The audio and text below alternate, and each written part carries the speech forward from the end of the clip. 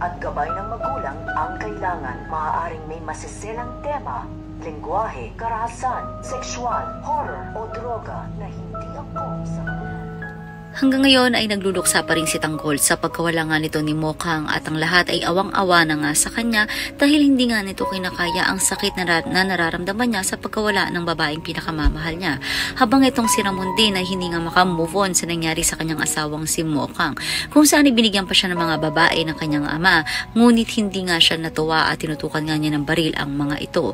Tuwang-tuwa naman si David sa nakikita niya dahil sa tila ba nawawala na sa kanyang sarili itong ang si Ramon at hinihintay niya na matuluyan na nga ito nang sa gayon ay mapunta na sa kanya ang mga kayamanan ng mga Montenegro.